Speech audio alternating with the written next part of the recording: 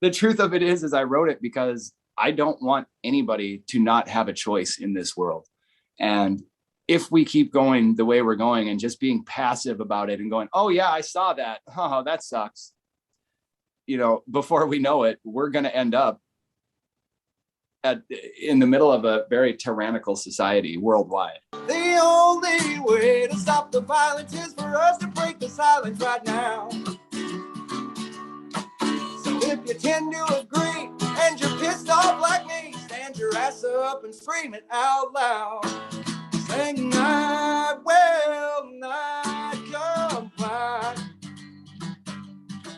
They're trying to take me to task cause I don't want to wear a mask or take a vaccine that could maybe make me die. They got no scientific evidence to back that crap up. All they do is feed us lie after lie. That's why I will not comply. I'm here to tell you, Betsy, I will not comply. No. Welcome to Freedom Junkie Radio, Freedom Junkies, the podcast that takes you to the next level of freedom. Today, we've got a Freedom Junkie on that I am so excited to have on the show because he has written the theme song to my life right now. Every time I walk into a shop where I think I might get, somebody might walk up to me and say, "Excuse me, ma'am, would you put a mask on?" In the back of my throat, it's waiting right there. I will not comply. And I am just ready to go. You want to take me to task because I don't want to wear a mask or take a vaccine that could maybe make me die. Oh, the whole thing. I love your song. I love you. We do. Thank you so much. So we've got Blind Joe with us today. Welcome, Blind Joe. Hello, everybody. Thank you so much for having me, Betsy. I really appreciate it. You were one of the first people that got in touch with me after I released the song, and I can't thank you enough for spreading the message, man. I've a lot of people have come at me with this song, as you probably guessed, and of course, I'm an anti-masker and an anti-vaxxer and God knows what else they call me. But the reality of this song is this is not a song about telling you what you should do. I would never tell anybody what they should do. I mean, that's one of the beauties of living in America and essentially the world, aside from a few dictatorships, is we have the freedom to choose and to decide what we want to do. And I especially think that with a virus that's got a 99% recovery rate, there's absolutely no reason to be taking any of our freedoms away from us. So. Well, you and I are on that same page, and I have never spoken with you before, except just a little bit of communication about this, having an interview. And my dog is over here; she's about to bark. Anyway, I want to know all about you because I'm so fascinated. We caught one of your lives on YouTube while we were traveling, and thanks a lot. Yeah, it's so I'm a country singer too, so I'm like all about what you're doing. Yeah, and I know you have a song that's in the similar vein as "I Will Not Comply," right? Right. What's in the vaccine? Well, it's called "We Can Agree" because I didn't think it would make the gauntlet through. Try putting vaccine on a YouTube video. I mean, geez, I didn't even have it in my title, and they took 48,000 views, but they nailed me down. Oh, what do you mean? I put it up. I put the official video up on Friday of last week, and by Sunday they took it down. 48,000 views for medical misinformation. Okay, wait, they took the video down? Took it down completely. So I sent them an appeal and I said, hello, my video does not contain any medical misinformation. In fact, it's pro-freedom, and certainly the fine folks at YouTube aren't against freedom, ... Are you? ? Well, so we've already said the V word on this video, and I don't know. So when I first started the Freedom Junkie Radio back in February, my very first video got the boot and I got a strike because we were talking about masks and the V. I've already said it. But now I have gone back, and for YouTube, I have censored the word. Yeah, don't do that. Don't do that. I mean, I'm not going to tell you what to do, but please don't do that. And here's why. That's exactly what YouTube wants you to do. And when you do that, they'll come at you with another video and say, well, you did that, but you didn't do this. I've seen it happen time and time again with people. Don't play their game. If you want to game YouTube, what you do is just like they used to do with pirate radio, get a bunch of people together and have them upload the video that they took down to their channels. If they want to create new channels, that's fine. But that's the way to get around YouTube. Something like The Last American Vagabond has been doing. I don't know if you know who that is, Ryan Christian, but he's been doing that with his streams. And I think it's absolutely fantastic, man. Good on him. Okay. Well, the other thing to do is to support the competition, go over to BitChute and Rumble, which is where all my videos are as well. Yes, that too. Yeah, totally uncensored. And so is your I Will Not Comply video, is it on BitChute and Rumble?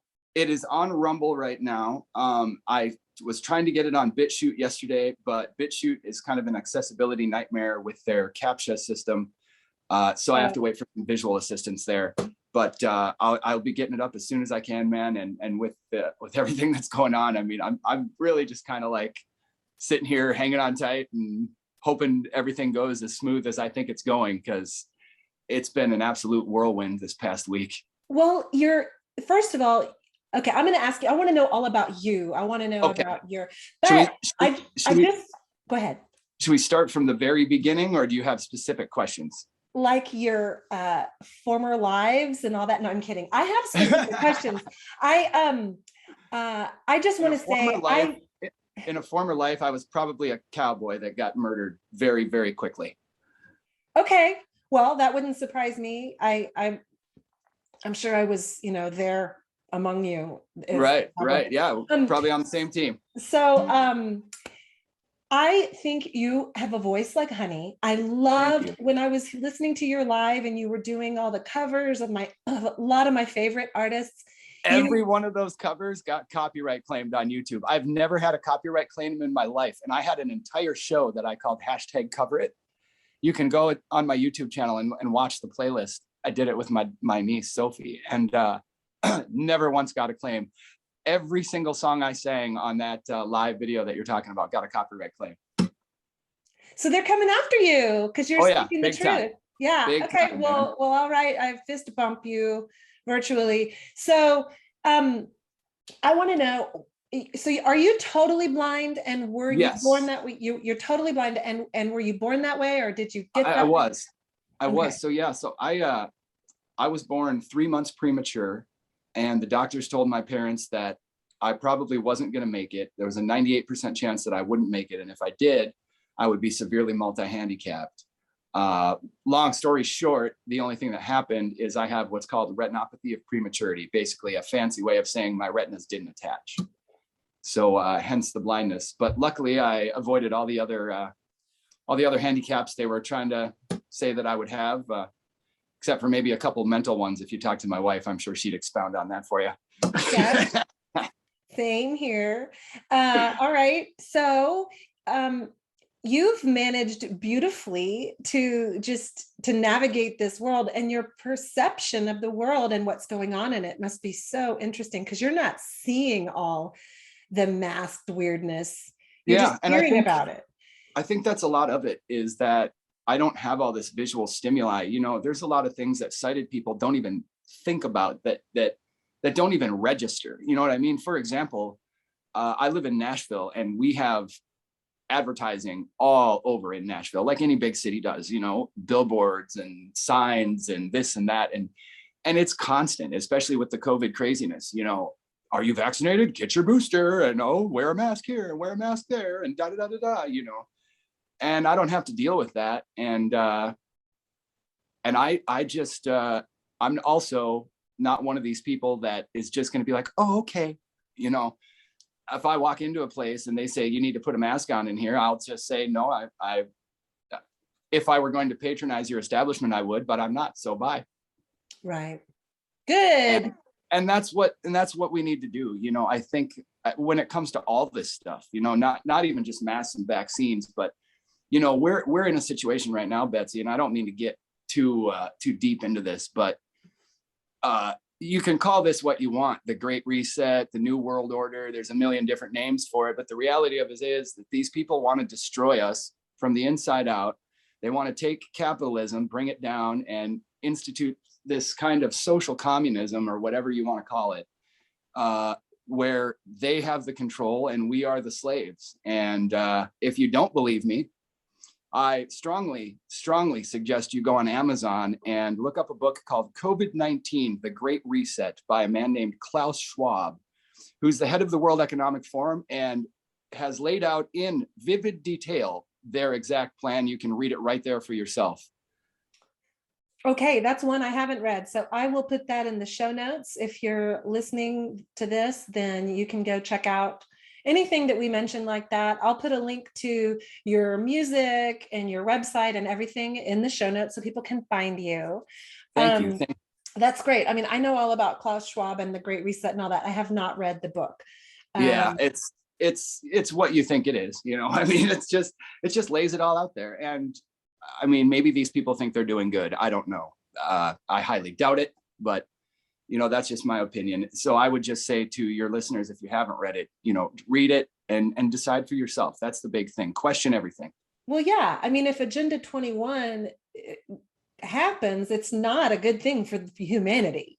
No, I mean, and you know, you can see it happening if you pay attention, especially to the mainstream media and the articles that they release. I know Forbes had an article about the fact that we shouldn't critically think. You know, you've got Don Lemon on CNN telling us that you shouldn't do your own research. What do you know? And you know, these people are all part of it, man. So don't let them pull the wool over your eyes. So you have managed to navigate this and research stuff and listen to stuff. Obviously, I'm assuming you listen to some audiobooks. I don't know. Do you read Braille? I do. You know, not a lot anymore. I mean, I'm very proficient at Braille, but I don't. Everything is so screen reader oriented now that most of my stuff comes from you know, either reading like scientific studies or something on like Rockfin or BitChute or Rumble, and I do YouTube too. Okay, so when you're on YouTube, you can listen to what they're saying. So you're getting the majority of your information audioly. Yep, auditorily. Yeah, that's correct. And so what I do is I have all Apple products, whether it be iPhone, iPad, iPod, Mac, all have a built-in screen reader called VoiceOver. And what it does is basically it's speech, what would they call it? Text to speech. So it reads what's on the screen. Now on my phone, I can move my finger around the screen and it will tell me what's under my finger. So instead of tapping on it, then I double tap to activate it, and so on and so forth. And it's gesture based. You're at the mercy of when it gets it all wrong too. Like yeah, I am. And that's with dictation as well as the internet in general, because for all the claims of inclusion and accessibility that you'll find plastered all over the internet is a very, very sorry place for blind people sometimes. I just love your humor about it. Like you had a shirt on that said, "I'm blind, stupid." And then when you said in that live, you said, so, you know, you people on YouTube, I can't see what you're putting in the chat. I mean, obviously the blind thing, you know, like I love that. You're just, so I want to know how you got into music and playing the guitar. When did that start? Okay. So yeah, when I was about 2 years old, my grandpa Bob was always really big into music. He was in some bands around North Dakota, who was a hell of an accordion player. And he was really big into Hank and Merle Haggard and stuff. And so he had bought me a Hank Williams tape because I begged and begged for one, and bought me one. And I figured out that Hank was playing guitar.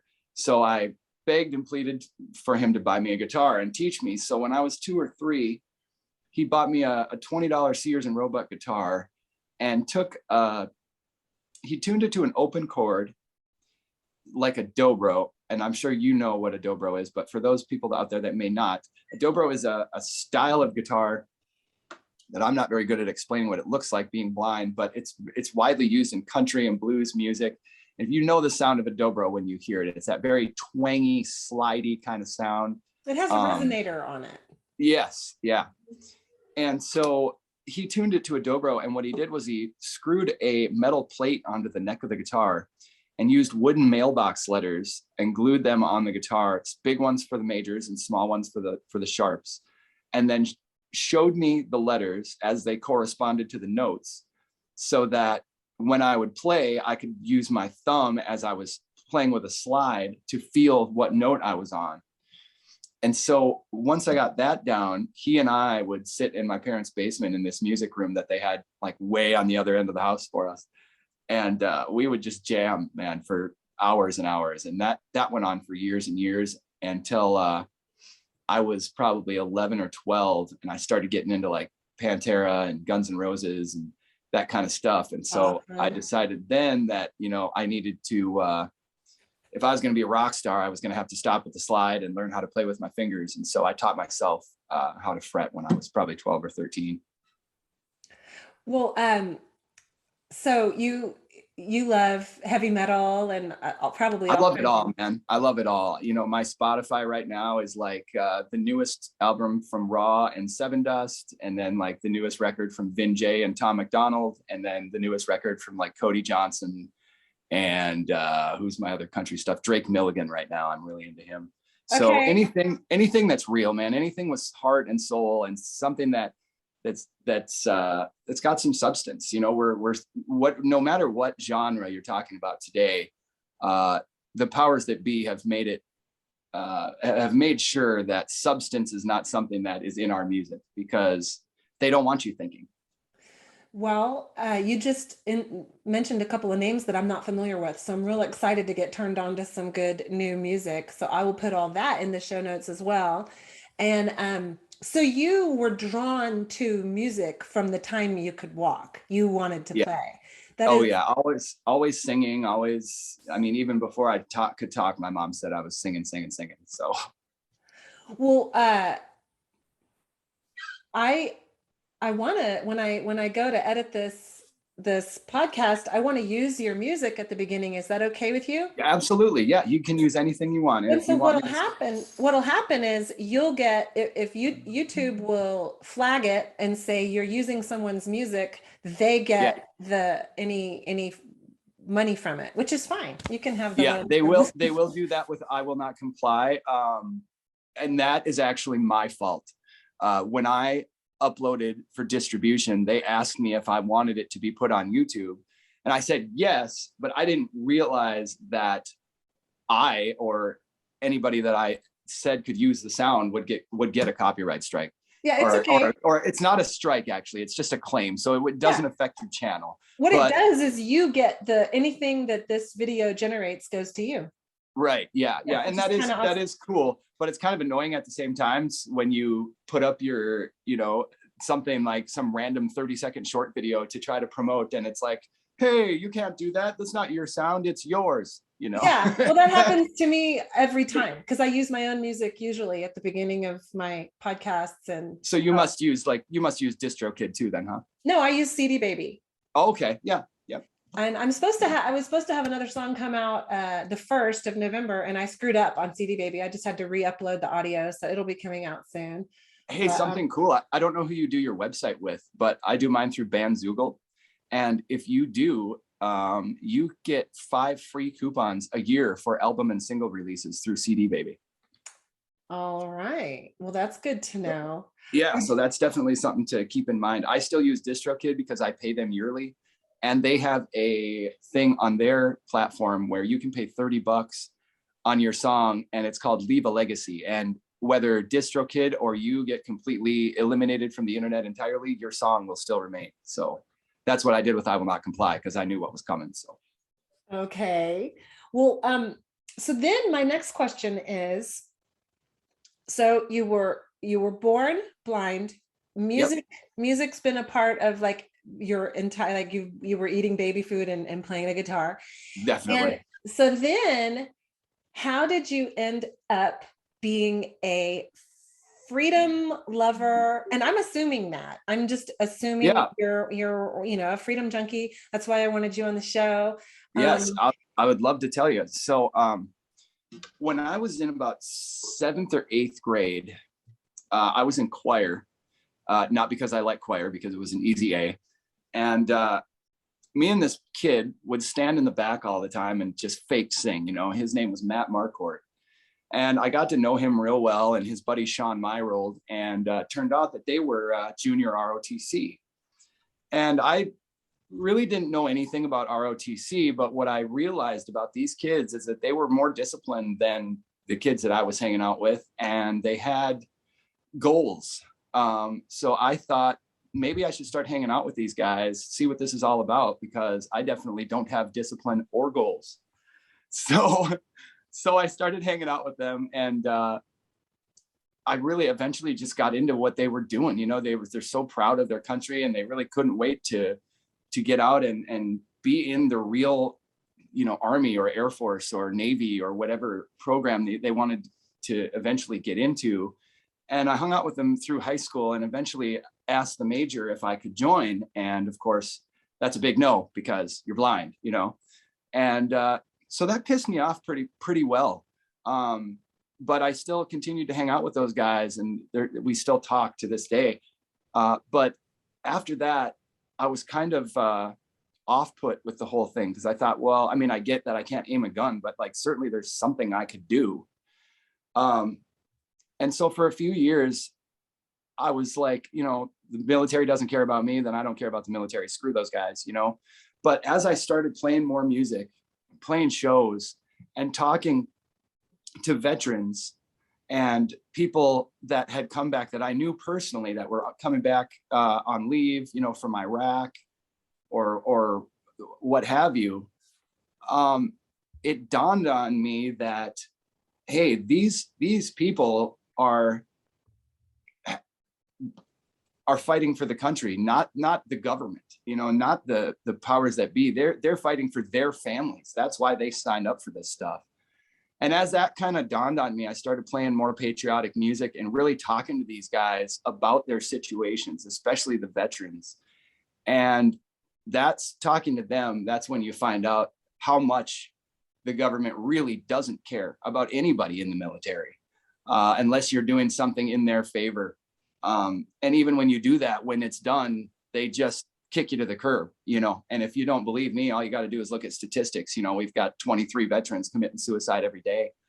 And it's sick, you know, it's sad.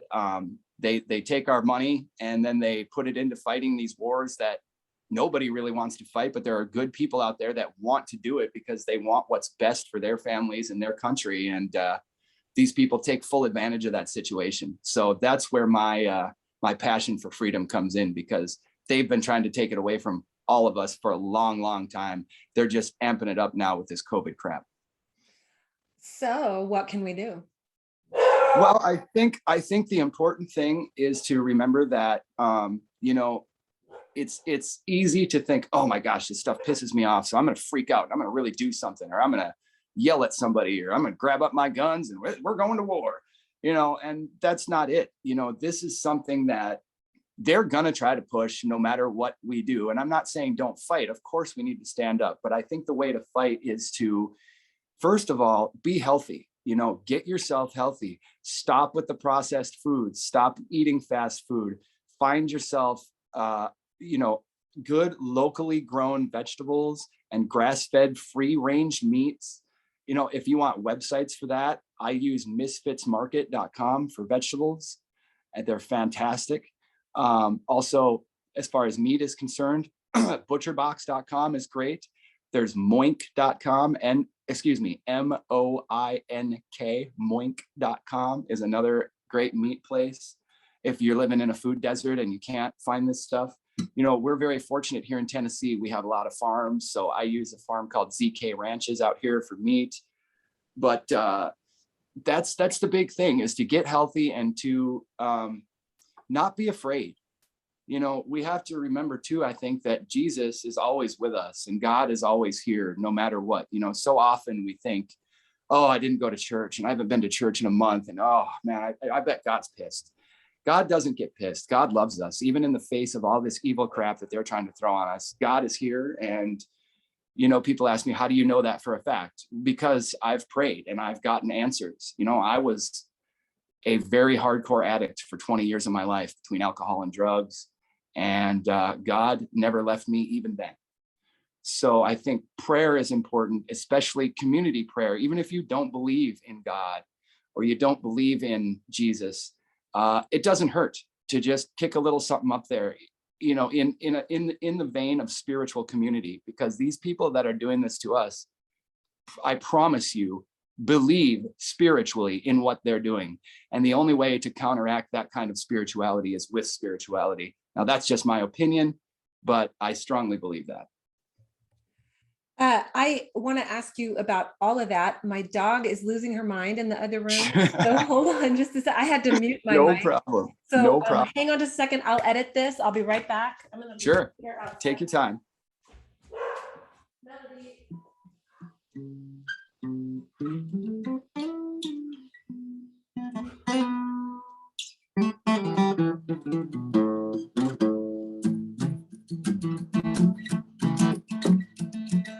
I want to play with you. I want to get my fiddle Yeah. and play with you. I don't know if we can do that on Zoom or not. I don't know if it would like sync up or not. Yeah, I don't think it would. And I don't know if I could hear you over my fiddle well enough to do it. Oh yeah. We got to figure that out. Well, Yeah, right. So I'm interested in your alcohol and drug addiction, and you just busted out with that so it's behind you. So give us a little bit on that. Yeah. It is. Yeah. You can't do what you're doing and you can do what you're doing because I don't drink anymore either. I had to give it up. Congratulations. That's great. Like a professional party girl for a while. So. Man, I tell you. I thought it was fun at the time.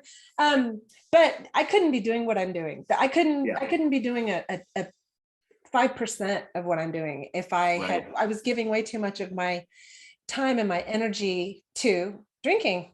So tell us a little bit about your situation. Well, for me, now this is kind of going to sound a little weird to people, and I understand that. But I live my life now through a policy of honesty. So here we go. I always knew that drinking and drugging was going to be part of my life. You know, my uncles, my dad, my families, both sides of my family, alcoholism. And I always thought it's a family tradition. Right. And exactly. And I always thought it was cool. And I knew that once I was old enough, I was going to start drinking, and I'd probably dabble in drugs and whatever else. And it was going to be fun. It was going to be great. And, you know, it just obviously did not turn out that way, but it was fun for a while. And I guess I probably started drinking when I was like 12 or 13, but I mean, really started drinking when I was probably 18. And not long after I started drinking, started going to AA because I saw exactly where it was going. Because I mean, I started drinking beer and I was at the liquor bottles in no time, and going through a bottle a day and everything else. And so, you know, I hit up AA, and I've been back and forth in and out of AA forever and ever and ever. But finally, after like 2 years, I was just like, this shit's not for me, you know, or excuse me, this stuff's not for me. And so I just kind of kept on rolling, man. I was booking shows here and there, but I was definitely drinking a lot every day. And I was really depressed and just, yeah, it was bad. It was a bad way to live for a good 10 years. And then finally, I got back together with my wife now, Leanne. We had broken up back in like 04 or 05 because of my drinking, of course. And 7 years later, she messaged me on my birthday on Facebook, and didn't even know it was my birthday, but yeah, thankfully she did, because we ended up getting back together, and she's actually the reason I'm 2.5 years sober now. Well, her and Jesus, of course. Me but, too. Yeah. 2.5 years. Are you? Awesome, man. Right on. Mine was July 8th, 2019. What about you? Right. Mine was St. Patrick's Day. I had a buddy kill himself 4 days prior, and so I went on a nice big bender, and yeah, and then it was a Sunday night. It was like 3 a.m. I remember I walked into my bathroom with a bottle of Jack in my hand, threw up 3 times, grabbed the bottle, started drinking, sat down and thought, what the hell are you doing, dude? I mean, you just threw up violently, and now you're just going to put more of this in your system. But I needed it because I couldn't move for shaking. My anxiety was at 100 miles an hour. And that's when I just sat down on the floor in the bathroom and just prayed and prayed and prayed. And shortly after that, I was in the bathtub crying and had a song pretty much fully formed in my head. And after I could come to my senses a little bit, after a couple of days, I wrote it down. And yeah, I'll be releasing it here hopefully in the next couple of months. But this was, you know, I wrote it like 5 years ago, or however long ago it was that all this happened. Okay. 3 years ago. So you've been sober for 2.5 years. And how Yeah. long have you been married? We've been married now for 8 years. Gosh, Okay, has it really been 8 years? Hold on. But she left you and came back. She did. We dated when we met actually a long time ago when she was in college. She was going to college. Leanne was going to college in Fargo or in Moorhead. And I was living in West Fargo, which is in North Dakota. And we met at a Halloween party. And yeah, we were pretty much inseparable from that day on until my drinking got really bad. And she just kind of said, you know, I don't think I can handle it. And there was no, it wasn't mean, or she wasn't, you know, there was no like, oh, I hate you. It was just, look, I can't do this. I'm sorry, you know? And so yeah, she moved to Washington and I ended up getting married to somebody else. And, you know, you make stupid decisions when you're drinking. And, and thankfully, God was kind enough to intervene with that. And here we are, happy and healthy and doing good. So how did you, I mean, obviously music brought you to Nashville, but how did you end up there? And what is, tell us about your music career, what you're doing. Yeah, well, so I, you know, throughout my career, I've been very fortunate, although you probably don't know who I am. I've opened for everybody from Travis Tritt to Cole Swindell and Craig Morgan, John Hyatt. I mean, I'm missing a crap load of people, but you get what I'm saying. And that really, a lot of that has to do with just knowing the right people. Like in North Dakota, there's not a really big music scene. So I got in with a great promoter up there, a phenomenal guy named Jade Nielsen. And he has been kind enough now for, 15 years to put me on those big shows that come through. So that's kind of how I've gotten the, you know, to open for the bigger names. But then I just have always booked myself. I have no problem talking to people, especially bar owners. So I just talk myself up and, you know, kind of weasel my way in. And once people hear me play, it's pretty, you know, I'm pretty smooth sailing from there. That's not to sound cocky or arrogant. It's just the way things go. Well, I mean, no, you're really good. You got it. Thank you. You sound like you could. I know that there's 1,000 people right now who are just as good as you in Nashville trying to do it. Absolutely.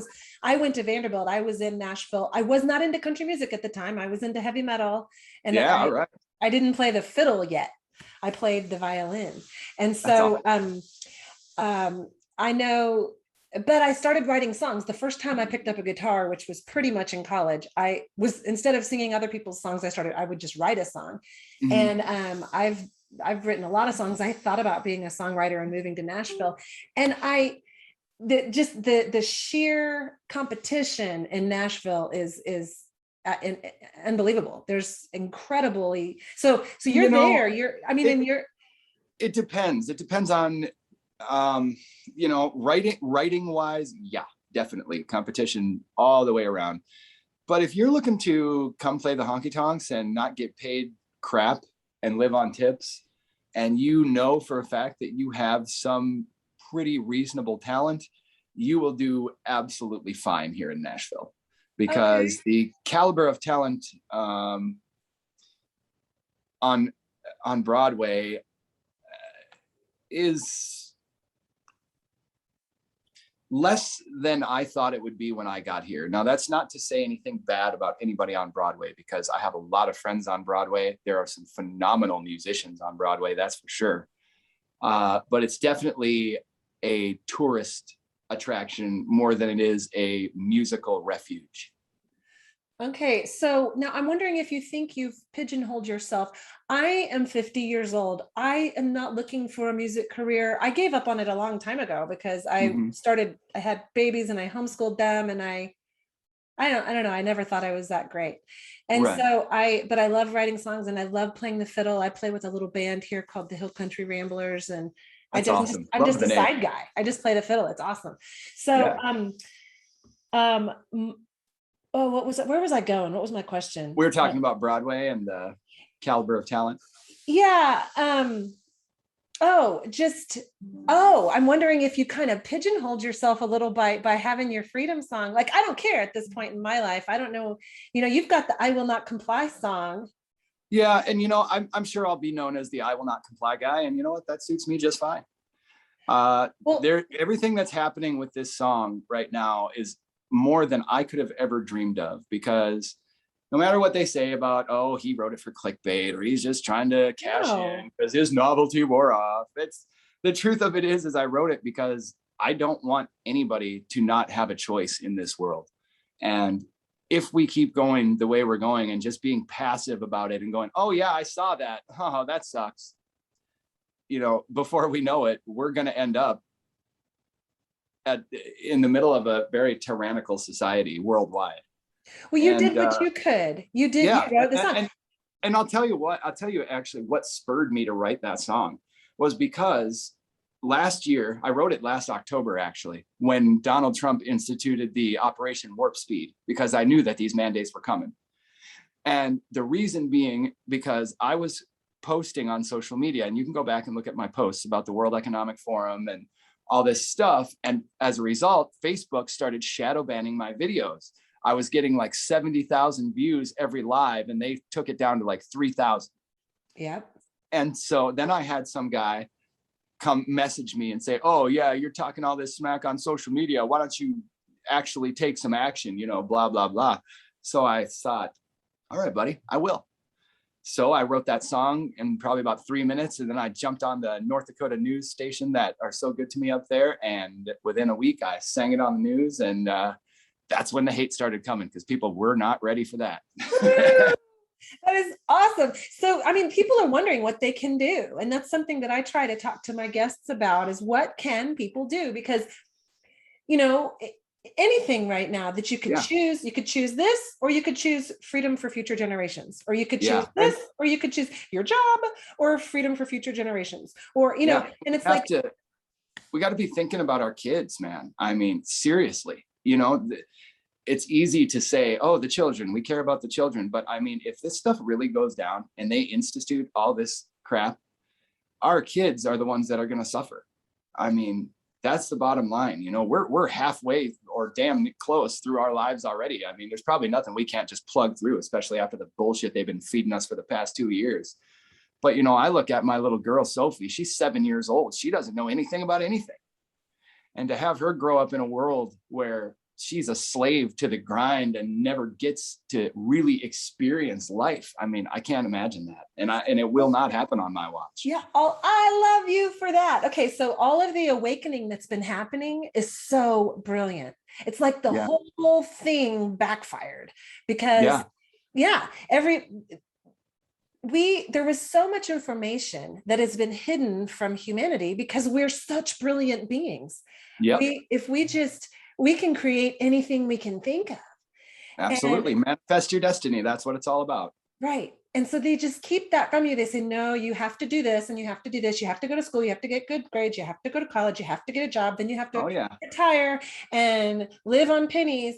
And none of that's true. And then you go, well, what else have they been lying about? Well, just about everything. And everybody's questioning everything. The whole banking system, the whole medical system, the whole everything is crumbling down. It's beautiful. It is. And it's a beautiful disaster. That's for sure.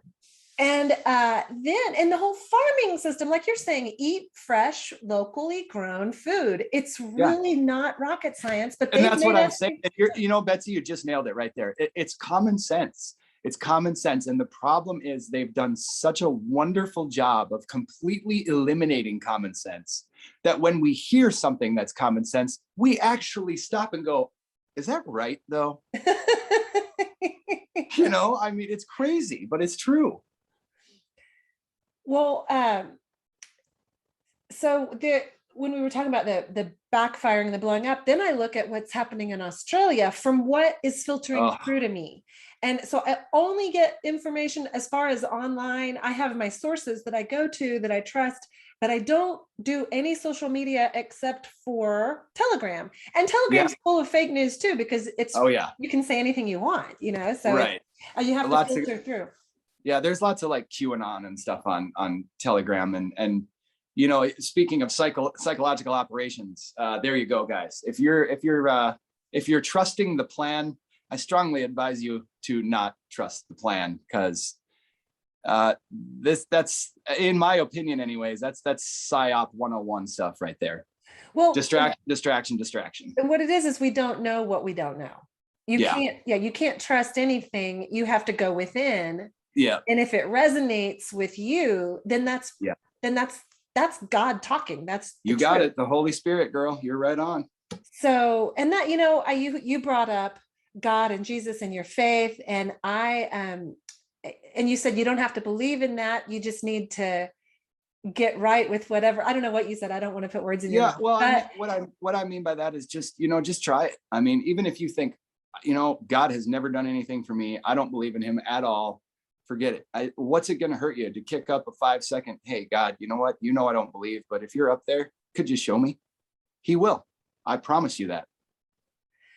Well, and the other thing is, with all of the, you know, who was Jesus and whether you believe in it, you know, the message that Jesus had, there's no one, I don't know, I've never met a person who could say that wasn't a good message, you know? Yeah, exactly. Loving and forgiving, and that's the juice of life. You got it, man. You got it. And I think it's great when you say, you know, I've never seen anybody say anything bad about that. Well, yeah, they have to talk about the color of the skin because that's all they got. You know what I mean? If they talk anything, it's, well, you know, Jesus wasn't white, right? I don't care what anybody's skin color is. I'm so beyond it, right? And we all were too. I mean, who cares? Who are I mean, these people are the people that care about skin color. Nobody I know has ever been like, oh, that guy's got this skin color. No, thank you. And the irony is, Joe, you've never seen anyone's skin color. Oh yeah. Yeah. That's my favorite, is when people come at me and try to call me a homophobe and a racist and all this stuff. It's like, really, guys? Really? Number one, I don't judge anybody on their skin color because I can't see their skin color. And even if I could, I wouldn't, because it's retarded. I don't know if we can use that word anymore, but here we are. No, it's okay. You can say whatever you want to on Freedom Junkie Radio. It is free speech. And number two, like, I think that if you're judging somebody, no matter what physical attribute you're judging them by, you're missing out on, you know, a whole person, like a human being. You know, to say, oh my gosh, that dude has a big nose, I can't talk to him. That is just, say that back to yourself when you think that, and listen to how stupid it sounds. Well, most people don't do that. No. Most people don't care what you look like at all. Yeah. And that's it. They don't. No one really does. People are human beings, and we're all trying to roll down the middle of the road and live our lives to the best of our abilities without pissing too many people off, for the most part, I think. So, you know, all this stuff about racism and transgender and COVID, it's all media propaganda, really. You know, the pharmaceutical companies want you to get jabs, so they put tons of money into the media, and then the media turns around and pumps out the vaccines. It's all they're all in bed with each other. Yeah. I keep thinking I want to ask you about, you said something about having a policy of honesty, but I want to ask you about that, but don't let me forget you just said they're all in bed together, and it's true. I don't know. I'd love to point out to my listeners that, if you look into the owners of all of the stocks, it comes back, like if you look at the food, if you look at like Kellogg's and Nestle and all the different companies that own the food, and then or produce the food, and then you look at all the travel companies like the airlines and the car rental places, and if you look up the pharmaceutical companies that create medicine, they all, if you do a little bit of research, you'll find out they're all owned by the same few investment companies. And then where do those investment companies point back to? The vast majority of those, of the owners of those, are foundations, because they are, what do they call that? Nonprofits. So they don't have, you don't have, if you're a nonprofit, which a foundation is, you don't have to disclose your financial information. So the three biggest foundations in the world are the Bill and Melinda Gates Foundation, the Soros Open Societies, and Clinton Foundation. Oh, there you go. Yeah. Can't forget about old Hillary. Yeah. So they basically own all of everything that we take our paycheck and we go buy all that stuff. And then we take what's left of our paycheck and we invest in those companies. Like they've got us coming and going. So anyway, I just wanted to let people know what a racket our entire world is. And it is. And it's all this racket comes from industry, and you'll see it when a new industry pops up. They'll have the big promotions for it. Oh, how great is this going to be? My gosh, you guys are going to be fantastic. Self-driving cars is a perfect example of what they're trying to do right now. Because, it's just going to be so great, you guys. You don't want to drive your car. That's not what they want to do, though. They want to implement self-driving cars so that can be part of the Great Reset. And you won't drive them. The cars will drive you to and from where they want you to go. But of course, they can't tell you that. So, it's the wave of the future, guys. Right. Ooh, no choice in the matter anymore. Okay. So tell me about your policy of honesty, because I think I need to, I think I'm a very honest person, that I kind of have my own unspoken policy of honesty. But when you said that, something really resonated with me, and I want to do that too. Well, for me, it just came about when I quit drinking. I just kind of made a vow to myself that, because with the drinking came manipulation and lies and talking bigger than I was, and just, you know how it gets when you're drinking, man. And I was a drinker, and I would wake up and start drinking, like hit the whiskey so I could stop shaking, and then drink beers for breakfast kind of drinker. And so when all that stopped and I got right with God, I thought, well, I have to be honest with people and do the best I can to live an honest life, because I can't very well go around telling people that Jesus loves them and that he'll save them and then lie. You know what I mean? So I try to now, instead of being as quick to respond as I normally would be, I try to kind of think about stuff and really watch how I word things, and just make sure that I'm speaking with more God in my thought process than I normally would, because I'm pretty quick to snap, and somebody says something that I don't agree with, I'm quick to tell them how I feel. And that's a big problem, I think, with a lot of us today, is we're run by emotions, and if you take a step back and you can still say what you want to say, keep it honest, but the tone and the way you present it, is always, it matters. Well, I love that. Just let's be honest, who knows how long we have left, and we might as well have spoken our truth. Yeah. And that's it. There's no more time for games or any of this crap that, all this stuff that they try to distract us with. Democrats and Republicans, black or white, Gabby Petito, whatever, man. It's all designed to distract. So just don't let them manipulate you, man. You're your own person. You know what's best for you. Don't let anybody tell you that you don't. Well, and we have to, we're speaking our truth, but sometimes I feel like in my little bubble world, the people that I reach, they're already awake. Like your shirt says, awake, but not woke.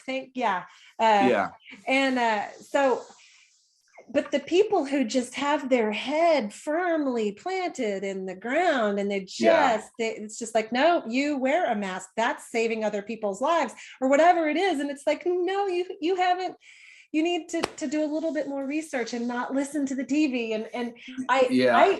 I mean, I avoid those people, so I don't have Yeah. those conversations. And so, Right. but you wrote the song, and so I think people need to do what they can, and even if it's just a little thing, if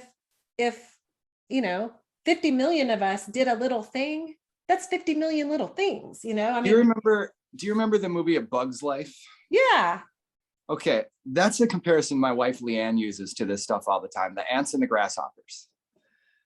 I think it's A Bug's Life anyways. Is that the right movie? I don't know. But it's one of those bug movies. yeah, the bottom line is, you get where I'm going with this, right? Like, it doesn't matter that these guys have power, because there are so many more of us than there are of them, that if we all band together and just say no, that's all it takes. Why do you think the media has to constantly push fear on us? Because they know this. They know that if we're not afraid, we're gonna see it and we're gonna stand up. And there's nothing to fear. Fear is an illusion. Yeah, danger is really real. is.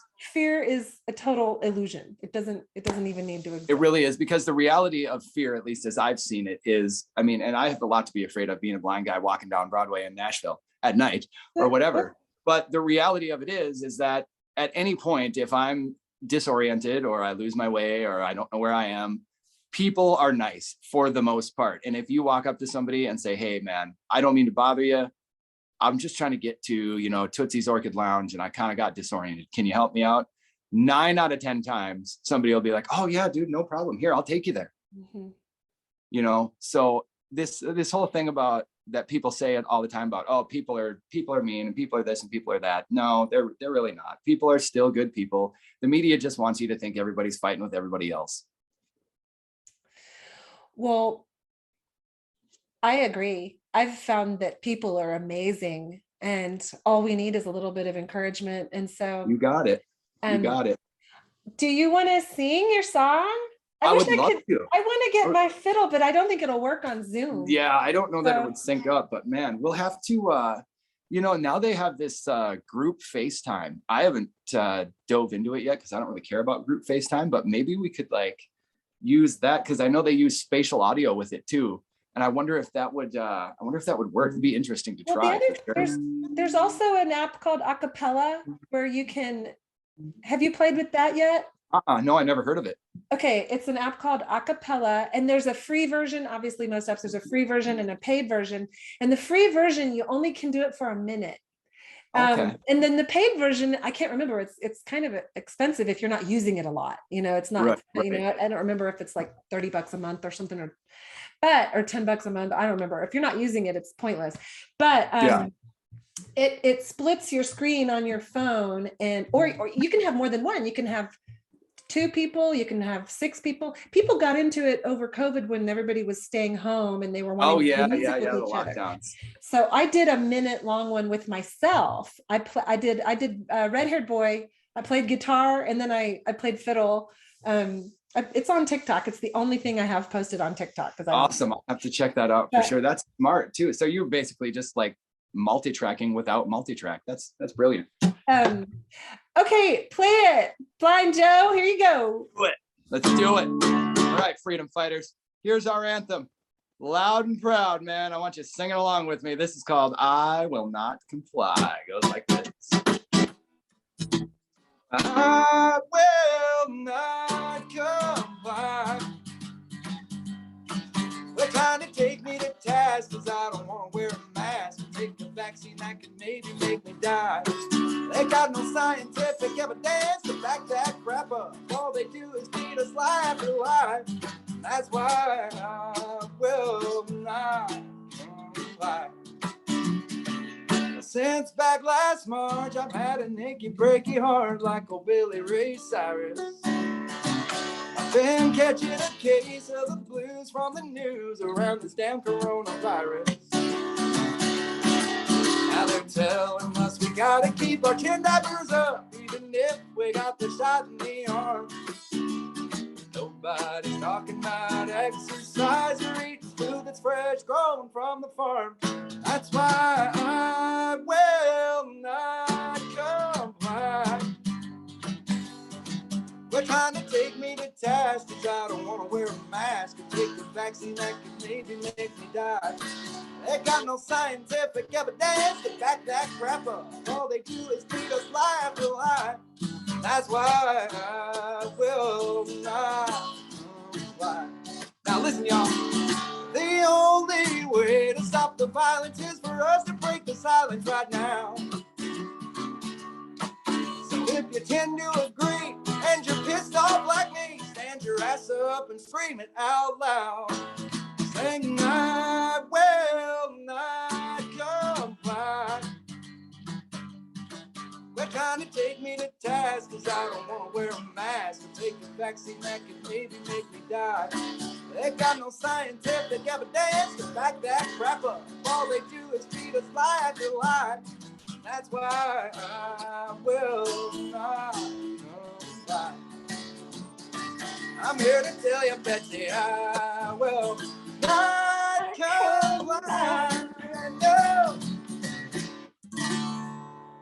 Oh, I love it. I love your voice. So to me, that's the perfect song. And so I started singing it for my friends. They're like, "Did you write that?" I'm like, "I totally could have. I could have written that song, but I didn't. You did."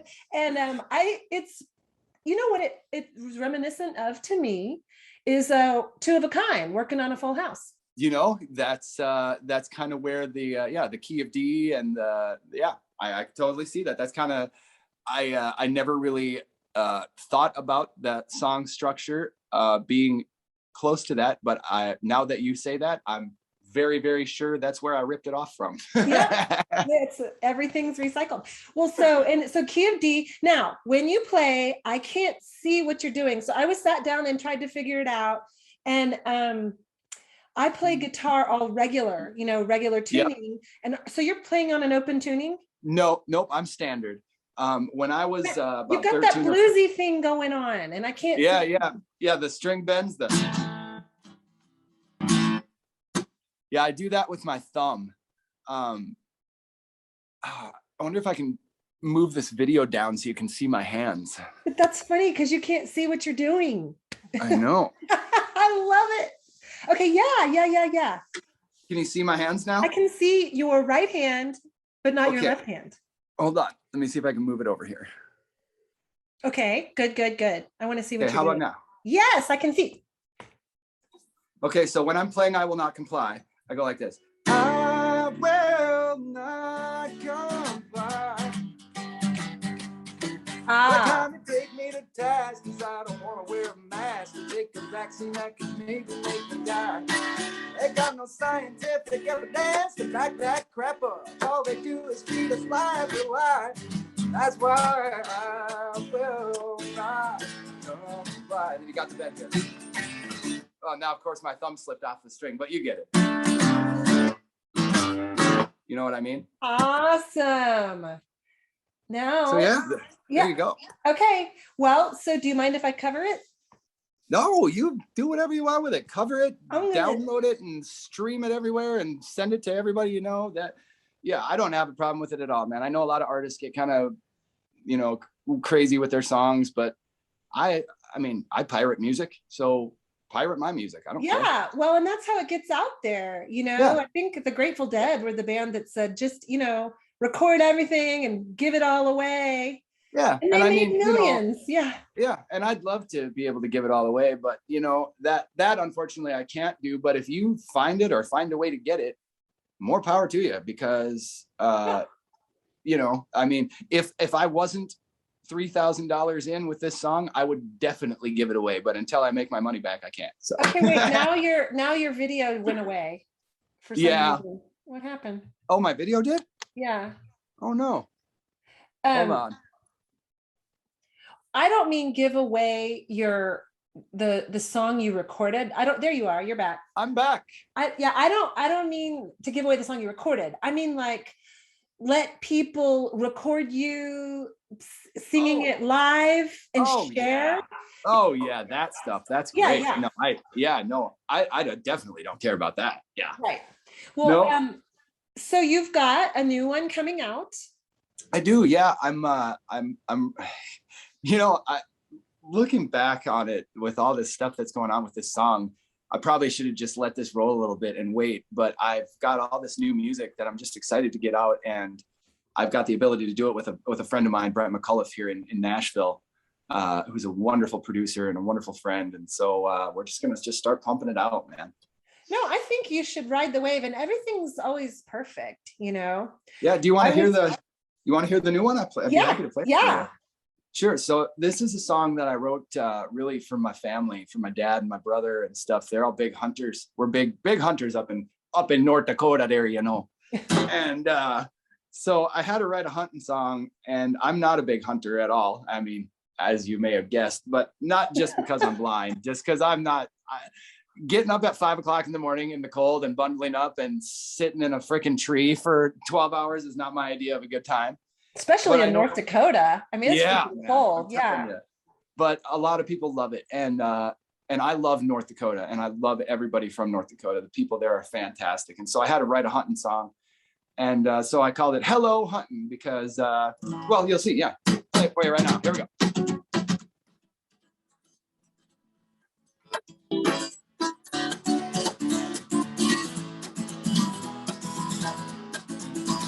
Goodbye. Hello, hunting. I'm so stoked for shooting something. I got the gun and the bow already loaded in my truck. With my Q2 and my Browning, I'll bring back one that's astounding. They won't get away from me no matter how fast they're running. So here's some money now. Goodbye, honey. Hello, hunting. Well, I'm rolling with my buddies out to rural North Dakota, where the bucks are all big and we always beat our quota. With our weapons on our shoulders and a bear in our hand, we're gonna sit right there in that deer stand. And when we get back, you won't believe the kills we show you. Goodbye, hunting. Hello, hunting. I'm so stoked for shooting something. I got the gun and the bow already loaded in my truck. With my Q2 and my Browning, I'll bring back one that's astounding. They won't get away from me no matter how fast they're running. So here's some money now. Goodbye, honey. Hello, hunting. Now I know you don't like me shooting guns or drinking lots of beer. Well, I'm sorry to disappoint you, but you're not my favorite deer. So goodbye, honey. Hello, honey. I'm so stoked to shoot something. I got the gun and the bow already loaded in my truck. With my Q2 and my Browning, I'll bring back one that's astounding. They won't get away from me no matter how fast they're running. So here's some money now, goodbye, honey. Hello, honey. I said, here's some money now, goodbye, honey. Hello, honey. Woo! Ah, thank you. Thank you. So you're putting out an album. When will that be? I'm kind of doing it. Here we go. I say I don't want to be compared to this guy. Now I'm going to compare myself to him. I'm kind of doing it Tom MacDonald style right now, just a single at a time. That will eventually, culminate into a full album or an EP. I haven't really decided yet, but I'm really, really independent. As you know, I play for tips every day here on Broadway, so I'm just kind of doing what finances will allow. I mean, if this thing really takes off and I'm rolling in the dough, then I'll release a full album for sure. But right now, it's just a song. That's what I've done. I started recording music again after a 20-year hiatus. Wow, good for you. And way to jump back on the wagon, man. That's great. Well, I literally didn't want to go to my grave with my songs still in me. Like, yeah. Like I looked in the mirror one day, I'm like, dude, I need to record some of these songs. Right. And so I'm going to have an album coming out. I don't know. I'm going to say 6 or 8 months from now. Awesome. But I've been doing the same thing. I've been releasing one at a time here and there and trying to have a video. And I didn't know it was Tom MacDonald style, but now I know. Yeah. So it's so easy to release a song these days. And it is. It really is. You know, if you're an independent artist nowadays, you have no excuse to not have your music out there and on all the platforms too, because it's so simple. Well, that live version you did with your buddy. Yeah, that was just awesome. You just put it out there live. I haven't done that. I need to do some live stuff and put it out. That actually, I actually ripped that from a Facebook Live that we did during the Rona. you know, when everything shut down, they shut down the honky tonks and we weren't playing and stuff. And we were just super depressed. So we just sit here and just got totally ripped. And we were like, hey, you know what? We should just go on Facebook. We're stoned. Let's have some fun with it. And so we did. Yeah. And so wait, I thought you were sober. Well, alcohol free is what I call myself. Got it. Because I'll tell you this, I will never stop enjoying cannabis. Okay. I hear That's you. for sure. I hear you. But I'm not like, you know, I don't overindulge and get crazy on weed or anything. I've never had an addiction problem with marijuana. Well, okay. So because I don't think it's addictive. So well, you're adorable. And all I've done over the last about hour, I think we've been talking for about an hour here. Let's see. Yeah. Is completely fall in love with you. I'm your biggest fan. Oh. And I can't wait for your album to come out, and I'm going to promote you everywhere I can. Well, thank you. And my whole family loves you. My 12-year-old was like, can I come say hi? And I said, sure, you can come say hi. Yeah. And of course. He's downstairs. He's not. So where are you out of? I'm in Austin. You're in Austin. Okay. We are going to be in Austin, in Georgetown, actually, a week from Monday for a rally. Oh, okay. Well, I want to come meet you. Yes, I would love to meet you as well. I'm still waiting on this girl to get back to me with all the info and stuff. But once she does, I will shoot you an email and maybe we can hook up, because I think we'll have a little bit of time before and after the thing. I'm not really sure how things are going to go down, but yeah, that'd be great. I'd love to. What kind of rally is it? It's with General Michael Flynn. Okay. I guess it's a freedom rally. I'm not entirely sure. They want me to sing "I Will Not Comply," so I assume that's what we're doing, a freedom rally of some sort. Awesome. Okay. Well, is there anything else that you would love to leave the world with? Anything else you want to? Yeah, I just want to say, you know, guys, don't be afraid. Don't be afraid. Don't let these people control you, because that's exactly what they want. And when you listen to this BS they're feeding you, you know, you're feeding right into their agenda. So trust yourself, trust your gut, and Jesus loves you, and so do I. Go check out blindjoe.com for all your real country music needs. And yeah, God bless you, man. Stay safe, stay awesome. Thank you, Joe. I love you. Thank you, darling. I really hope that this song helps just break you out into, you know, I don't know anyone who doesn't like the song. I mean, and yeah, you know, even if it doesn't break me out as an artist, I just am so thankful that it's touching people's lives and affecting them in a positive way, because there's been so much negativity around lately. So it's really all I could ask for, man. Well, you are a breath of fresh air. You're humble and you're just refreshing in every way. I love how honest and open you are. And so just keep, I'm so glad we're on the same team, you know? Yes, right. Yeah. I'll just be in touch, and thank you so much for coming on. Those of you who are listening, you can always go to freedomjunkieradio.com. I'm going to have all of Joe's information. blindjoe.com is his website. And so please forward and share these interviews, and follow me I'm on Instagram. I don't go on there very much. I'm actually on Facebook, and I never go on there. And Telegram, you can find Freedom Junkie Radio. Betsy Dewey also is, I'm on there, my music. So Joe, what else do you have? How else can people find you? blindjoe.com is the best way to do it. And of course, I'm all over social media too. I'm especially prevalent on TikTok, as unfortunate as that may be, but I am there. So definitely come see me, shoot me a comment or a Q&A. That's not to say anything bad about TikTok. It's just kind of a cesspool, but you know, we navigate it. So. Okay. Well, thank you, Joe. I'm just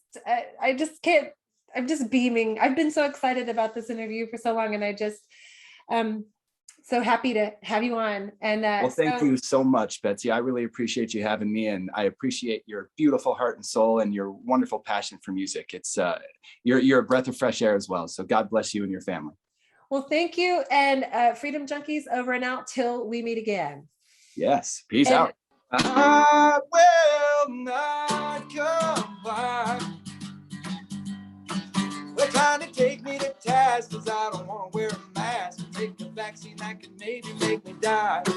They got no scientific evidence to back that crap up. All they do is feed us lie after lie. And that's why I will not come back.